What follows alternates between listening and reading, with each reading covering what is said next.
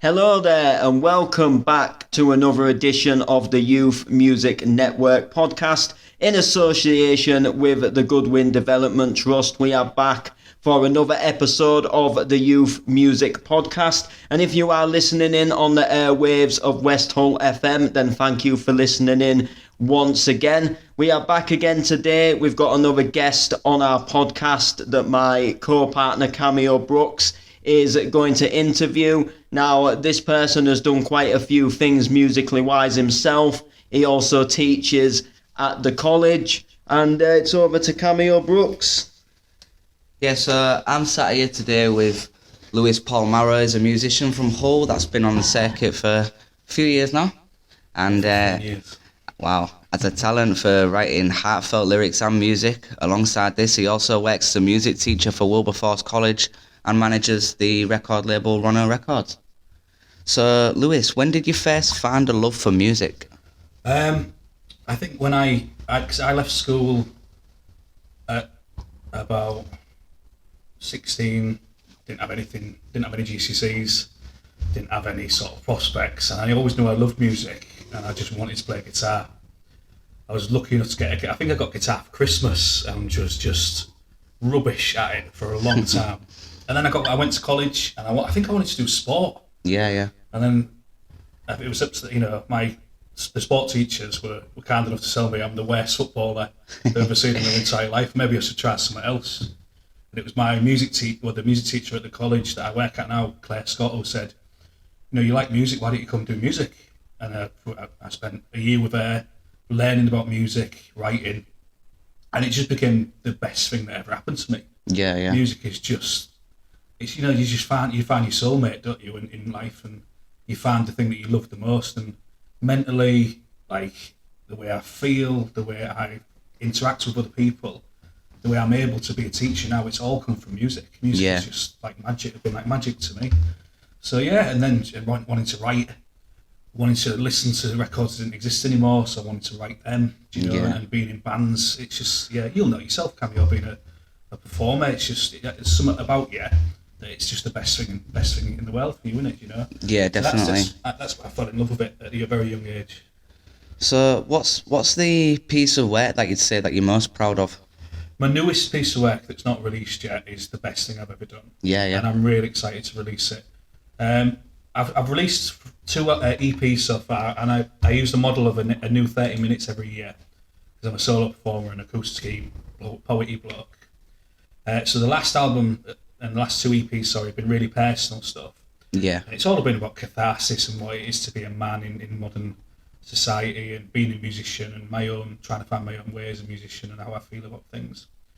And there's a couple of tracks on there that I'm really proud of, that I really like. And I've just always been crap at engineering and sound tech, and mixing and mastering stuff. So I've always been rubbish at that. So I've always got people to do it for me. Yeah. And this new one, I'm recording with a friend called John Cox. And I'm going to take a real hands-on approach. I've learnt so much about it, and I've learnt so much more in the years I've been playing that I should have learnt when I was younger, but was too lazy to learn, or just didn't have the opportunity to learn. So the writing process for my new EP that's coming out soon is going to be the best thing I've ever done, and it's something I'm really proud of. Yeah, I'm looking forward to hearing that, man, definitely. So, over the years, what challenges have you faced as a musician? I think quite a lot, and the same challenges a lot of young musicians face, and then as you get older, I'm 33 now, I found myself to be a 33-year-old music teacher. I'm not sure how that's happened. The challenges are not having the money to invest in my music like a lot of my peers have had. Yeah. So just having to constantly work and then put it into, touring has been really difficult. But I loved it, playing loads of gigs in loads of pubs. Finding the right place where my music belonged as well. It half get you down if you don't play the venue that suits you, because the audience won't react to you well enough, and that can get you down. Or you can be like, why not bother if anybody likes me, and then cause a riot, which is ace, do you know what I mean? But that, so there's loads of ways around it. Just finding the right home for my music, for the right people to listen to it. Yeah, I understand that, definitely. Stuff like has been great with that, and Hull's music scene's always been rewarding. So it's always been a good thing to come back to. But I've performed nearly everywhere. I've been really, really lucky, and I've performed, different countries and things like that, of random off the back of just being an acoustic performer. Yeah. You get these opportunities, don't you? The hardship is just trying to keep it going. Yeah, the definitely. balance in your life. Like the consistency with it as well. 100%, yeah. So, I know you said you've performed at quite a lot of shows. What would you say that's been like your biggest or most important performance that you've had? I did a really good show, Love Music Hate Racism, before in Hull, which was really good. The most important one for me was playing the Sesh, weirdly enough, in Hull. And it was like, I've done the Hope and Anchor, and I've done like the Delphi loads of times.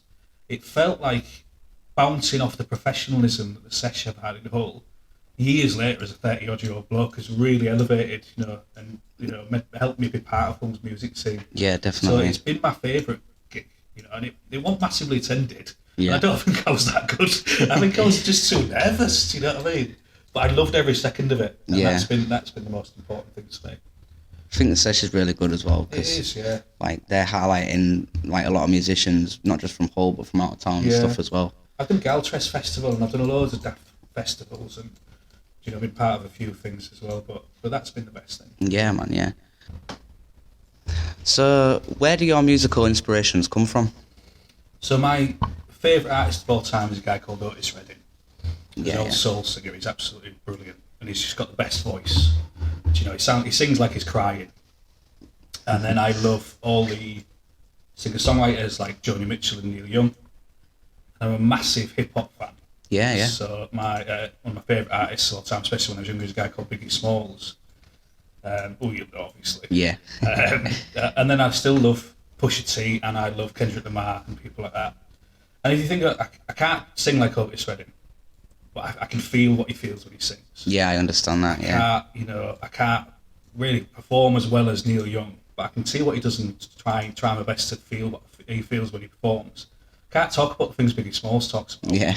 But he's working class, and I understand the rawness and the anger, and just the silliness of him as well. So I try and do all that. Yeah, That's what my influence is. It's taking those things from those people.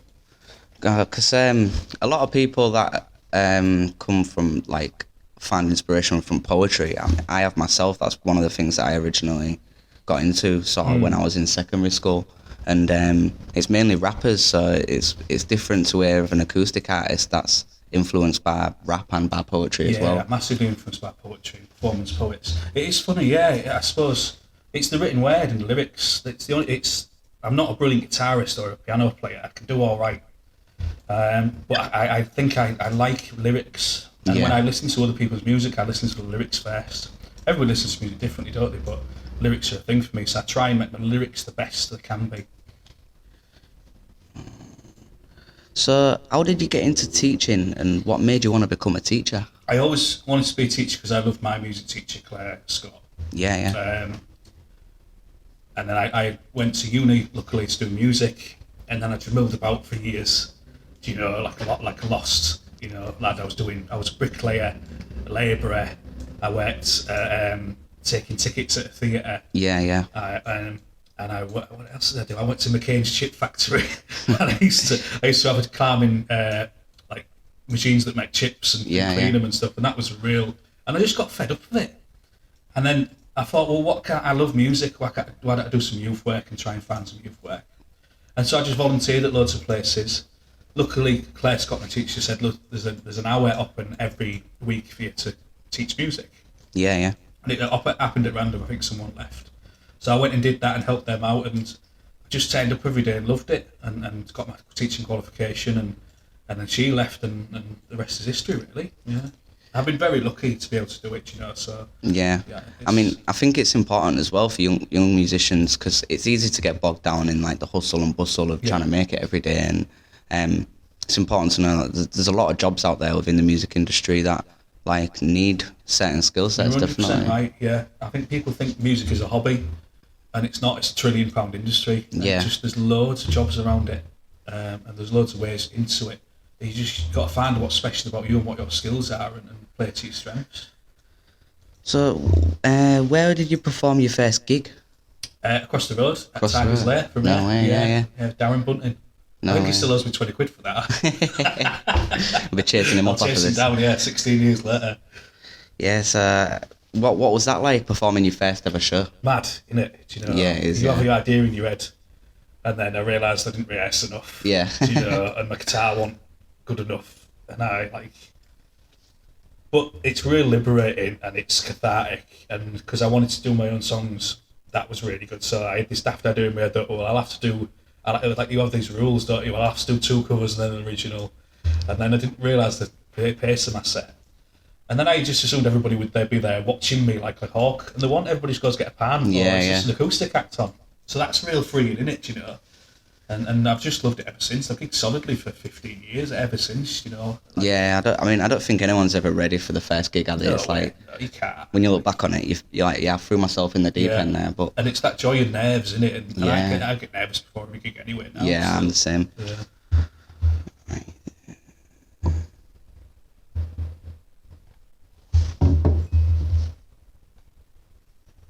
So, even though you spend a lot of time teaching young people, are you still as focused on your own musical journey? I think so, yeah. Yeah. Because if I didn't do it, I don't know what else I'd do. I think it all feeds into itself. I want my students to see that I'm still making music. Yeah, so yeah. I'm worthy of teaching them it, you know, and I'm working in the industry at a really small level as a musician or performer, that I can give them that qualified advice. Because they'll learn from all my mistakes, and I've made every single one of them count. You write it down, I could write a book about all the mistakes I've made. And I've done some cool stuff as well, I suppose. But if I didn't write, I couldn't be myself. If I didn't write music, if I didn't release music, if I didn't go home every day for an hour and just sit and play on my guitar and write lyrics, or be on the bus and record what someone's saying, or just write something down on my hand, just constantly. It's just who you are, isn't it? Yeah, it's like therapeutic as well, isn't Yeah, it? totally. And my work doesn't get in the way of that. I'm lucky that it complements it.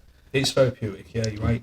I think it's good that the students are seeing you do that as well, because like I spent a year on a music course, and even though my tutor was involved in the music industry, but it wasn't exactly a musician himself or pushing it as a musician, so it's good for them to see you actively in the music scene. I think so, and I hope they get that across. Like, it is hard being a teacher, you know, and it's good in loads of points. Working with the kids is the best thing ever. Yeah. But you kind of got to, you've got to show passion for it. Yeah. And the way I would show passion for it is still like wanting to do it. You know, not wanting to leave teaching to do it for a living, but wanting to do it for my art. Because I'm lucky enough that I've make enough money as a teacher. I could be like an artist, you know, and keep whenever I want. Yeah, that's cool, yeah. So how do you think that we could improve music provision in the city, or what young people need more of? What young people need most out of everything is confidence. Yeah. They aren't bothered how expensive the guitars you give them are. They aren't bothered how big an audience or how massive the venue is or how cool the venue is. All they need is confidence and connections and friendship, and hand reaching out to them going, come on, let's go do it. Because they're just frightened to go to gigs, especially nowadays, and especially because of COVID. So what we could be doing as a society and as youth workers and you know, whole in general, could be just making places safer for young people, giving them more access, giving a human face to things like that. Tesh do really well, you know, Dan Mauer, he chats to everybody. Delphi are brilliant at it. They'll chat to any young people, and we're doing something recently where we're taking a couple of our kids to Life's gig at the Delphi, and they're letting them in on the sound check. So it's just friendship and breaking down that barrier of confidence for young people, and that's the only thing you need to do. Yeah, I agree. Yeah, definitely. So you also help manage Rono Records. Did you want to tell us a little bit more about that? Yeah, Rono Records is the best thing I've ever done. It's brilliant. It was my old teacher Claire Scott, who I used to work with as well. She invited Maggie Ronson in because they were doing a Mick Ronson tribute to our college, and they did something with Turning Face to Strange and the theatre stuff like that. And I realised that there was no college in the area, and I don't know if there's many colleges about in Yorkshire at the minute that have their own record label. Well, if you start to learn about the industry, and you'll know this as well, you realise how easy it is to start a record label and release your own music. So I thought, well, we can give that our students the opportunity, especially kids from East Hull and our catchment area, or whatever you call it, our area who can't afford recording studios, not that they need it, but nowadays anyway, but won't know how to send their stuff to record labels or know how record labels work. we could run it and get the lights like the Warren have done. Like I've nicked everything from the Warren because the Warren are brilliant. Yeah, yeah. So I just saw their model and thought, well, how can I make this work for a college? And college has got a bit of funding, so we can release our students' music on Spotify, iTunes, Apple Music. They keep all of the money. Not that you get any money from Spotify and stuff, but they'll keep all of it. And it just snowballed from there. We registered it with Company House, and it only costs you £100 to set it all up, and then bang, you're a record label. A guy who my ex-teacher knew called Mark Hebblewhite allowed us to keep the image of Mick Ronson. He painted an image of his face and said we could use it on anything, so that was great. And you rely on the community, and you rely on people, the parents of the kids, and the kids themselves running it, promoting it. Kids want to release music and they want to record, so we were lucky enough to have our own studio. You've seen our 10 computers all with Ableton. It just all fell into place really with that.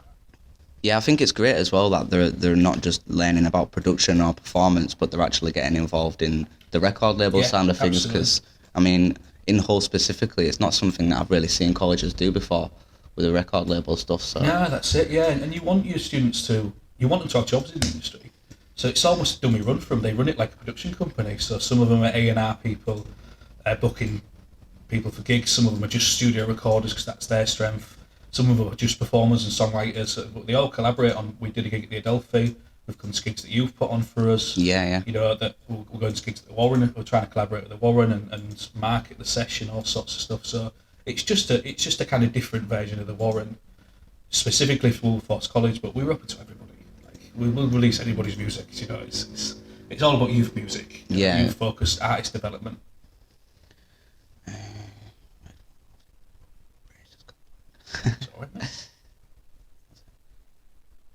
So, have you got anything exciting for us coming up over the next year? Yes, I've got an EP coming out, which I'm really excited about myself. It's going to be released towards the end of the year. It's called Shadow Work, and it's all about it's new. It's me stopping being miserable about the past. It's all about mental health. Shadow work means looking at the parts of yourself that you lie to yourself about and ignore yourself, and you think, why am I ignoring these things? Why am I real anxious still as a 30-odd-year-old bloke? Or why am I sometimes when there's a crowd around me I get real fidgety and or am I frightened to go speak to people? So what is it about me that makes me do that? Because everybody's normally quite lovely when you meet them. Yeah. So there's a bit of that, and there's a catharsis of releasing that record. I've got some real good gigs coming up that I'm going to post out. The next one's at People's Republic on the 24th, which near the pub near the Adelphi, which will be really good. And then we've got our Rono Records Volume 4. It is now. We skipped 2 years because of COVID, unfortunately. So that's all of our students' music on one CD that we're going to put out on Spotify and iTunes and Apple Music. Hopefully get a physical CD that we're going to sell on Bandcamp, and we're going to make money for Papyrus UK, which is a prevention against teen suicide charity. So we've got loads of stuff, and then the kids want to hire the welly and get the darkness to play it and stuff. So we'll have to temper their expectations a little bit, but we'll see. Yeah, that sounds great. The sky's the limit in it for the youth work. But yeah, you've been tuned in today to the Hull Youth Music Network. I've been Cameo Brooks, and we've been with Lewis Paul Marrow. If you want to go follow us on the Hull Youth Music Network, Instagram and Facebook. If you want to go follow Lewis Paul Marrow and Rono Records, see some of the exciting projects that they've got coming up this year. Thanks for tuning in.